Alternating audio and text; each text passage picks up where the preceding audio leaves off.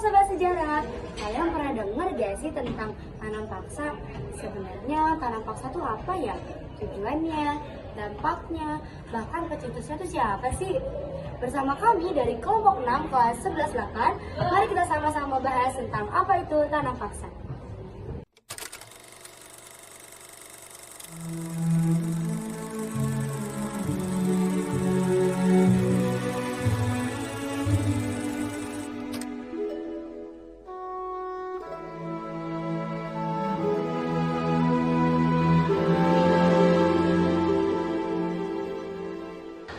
Sebelumnya apa sih tanam paksa itu?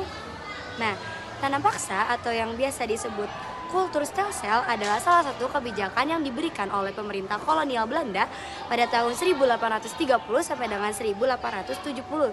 Tanam paksa ini tentu saja membebankan atau merugikan para petani dan juga rakyat yang tidak memiliki lahan. Kenapa? Karena pengerjaan sistem ini mengerahkan masyarakat untuk menanam tanaman yang laku di Eropa saja. Petani yang awalnya punya banyak waktu untuk menanam tanaman-tanaman yang lain, kini dibebankan untuk menanam tanaman-tanaman tersebut. Lalu, maka dari itu rakyat pribumi mengartikan Kulturstelsel sebagai tanam paksa karena pengerjaannya itu secara terpaksa, bukan sukarela. Daerah-daerah yang subur di wilayah pedalaman dibuka untuk lahan perkebunan yang bertujuan untuk menanam tanaman yang diperlukan bagi bangsa Eropa. Selanjutnya, apa sih latar belakang terjadinya tanam paksa? Pemerintah Hindia Belanda pada akhir tahun 1829 mulai terkuras uangnya. Salah satu penyebabnya yaitu ongkos atau biaya perang Belanda yang membengkak. Di wilayah Indonesia sendiri terjadi dua perang, yaitu Perang Jawa dan Perang Padri di Sumatera Barat. Selain dua perang di Indonesia, Belanda juga menghadapi krisis dalam negerinya, yaitu salah satu daerah Belanda, yaitu Belgia, memisahkan diri dari Belanda. Untuk segera memulihkan kondisi kas negara, maka pemerintah Belanda dan pemerintah kolonial berupaya untuk mengeluarkan kebijakan tanam paksa sebagai upaya untuk menstabilkan kas negara. Tujuan tanam paksa atau Kulturstelsel pada masa penjajahan Belanda adalah: 1. Mengisi kembali kas negara Belanda yang telah habis karena pengeluaran negara sangat banyak, terutama saat Perang Jawa. Yang kedua, membantu Belanda untuk menyediakan dana pembayaran hutang yang sangat besar akibat peperangan. Yang ketiga, memberikan suntikan dana untuk membiayai peperangan di Eropa dan Indonesia. Yang keempat, demi mendapatkan keuntungan sebesar-besarnya dari eksploitasi sumber daya alam secara berlebihan. Kebijakan tanam paksa yang keji dan kejam itu pertama kali dicetuskan oleh kolonial Hindia Belanda melalui Gubernur Jenderal Van den Bosch pada tahun 1830. Peraturan pokok sistem tanam paksa terdapat dalam Lembar Negara Stadblad tahun 1834 nomor 22. Aturan tanam paksa yaitu: yang pertama, persetujuan akan diadakan dengan penduduk agar mereka menyediakan sebagian dari tanahnya untuk penanaman tanaman ekspor yang dapat dijual di pasar Eropa. Yang kedua, tanah pertanian yang disediakan penduduk untuk tujuan tersebut tidak boleh melebihi 1/5 dari tanah pertanian yang dimiliki penduduk desa. Yang ketiga, pekerjaan yang diperlukan untuk menanam tanaman tersebut tidak boleh melebihi pekerjaan untuk menanam tanaman tadi. Yang keempat, tanah yang disediakan penduduk tersebut bebas dari tanah pajak. Yang kelima, hasil tanaman diserahkan kepada pemerintah Hindia Belanda. Jika harganya ditaksir melebihi pajak tanah yang harus dibayar rakyat, kelebihan tersebut diberikan kepada penduduk. 6. Kegagalan panen yang bukan karena kesalahan petani akan ditanggung oleh pemerintah.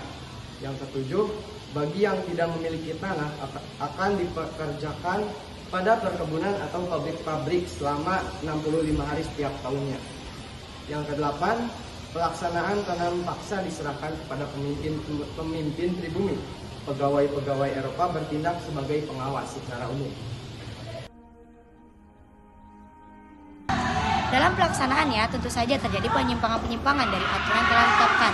Salah satunya adalah yang pertama, pelaksanaan Kulturstelsel seharusnya sukarela, tetapi dilaksanakan dengan cara paksaan. Pemerintah kolonial Belanda memanfaatkan bupati dan juga kepala desa untuk memaksa rakyat agar mereka menyerahkan tanah mereka. Lalu yang kedua, luas tanah yang disediakan penduduk lebih dari 1/5, kadang juga 1/3 hingga seluruh tanah desa agar memudahkan pengerjaan, pengairan, dan juga pengawasan oleh pemerintah kolonial Belanda. Lalu yang ketiga adalah pengerjaan tanaman ekspor seringkali jauh melebihi dari pengerjaan tanaman padi. Penduduk juga dikerahkan untuk menggarap perkebunan yang letaknya jauh sekali dari desa tempat mereka tinggal selama kurang lebih adalah 7 bulan. Para penduduk juga tidak terurus dan tanah pertanian mereka juga jadi terbengkalai. Selanjutnya nomor 4. Pajak tanah masih dikenakan pada tanah yang digunakan untuk proyek tanam paksa. Yang kelima, kelebihan hasil panen setelah diperuntukkan dengan pajak tidak dikembalikan pada petani.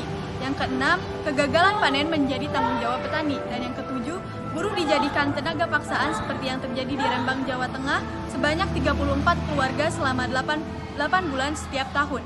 Diharuskan mengerjakan tanaman dagang dengan upah sangat kecil. Rakyat juga harus menyerahkan balok, bambu, dan kayu untuk pembuatan bangunan yang akan digunakan untuk tanaman tembakau. Dampak tanam paksa terbagi menjadi dua, ada yang positif dan juga tentu negatif.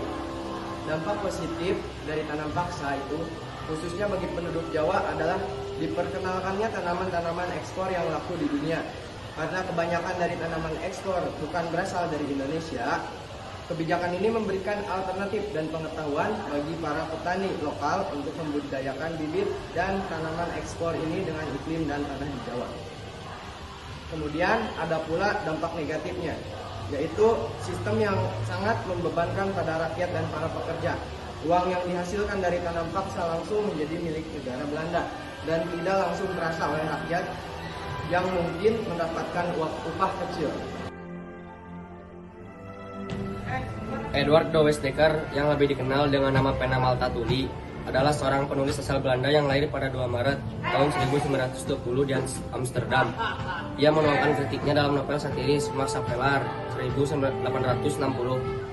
Dalam karya tersebut, Malta Tuli dengan tajam mengecam praktik tanam paksa dan pemerasan yang dilakukan pemerintah kolonial Belanda. Novel ini mengguncang masyarakat Eropa, membuka mata mereka terhadap penderitaan rakyat Hindia Belanda, sekaligus menjadikan Malta Tuli sebagai salah satu tokoh penting yang menentang ketidakadilan kolonial. Akhir dari tanam paksa. Penderitaan rakyat akibat sistem tanam paksa akhirnya diketahui oleh masyarakat Belanda setelah de Westdekker dengan pena Malta Tuli menulis novel Max Havelaar pada tahun 1860. Kritik ini membuat pemerintah kolonial Belanda harus menghentikan kebijakan tanam paksa. Penghapusan dilakukan secara bertahap mulai dari lada pada tahun 1862, teh pada tahun 1865, tembakau pada tahun 1866 dan tebu pada tahun 1870 dan kopi di Priangan pada 1917 dan yang terakhir tanaman nila. Secara resmi, tanam paksa dihapus pada 1870 dan diganti dengan sistem ekonomi liberal. Penderitaan yang ditimbulkan sistem ini juga menjadi salah satu latar belakang munculnya politik etis yang dijalankan oleh pemerintah Belanda sebagai bentuk balas budi kepada rakyat Indonesia.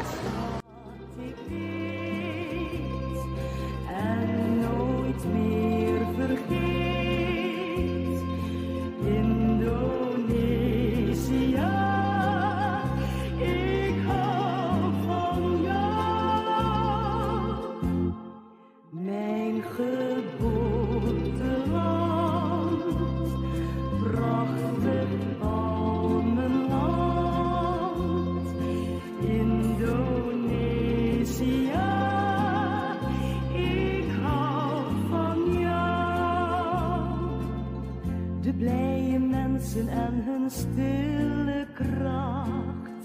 De rijke sava's met hun groene pracht. Waar de malati-bloem het mooiste bloeit.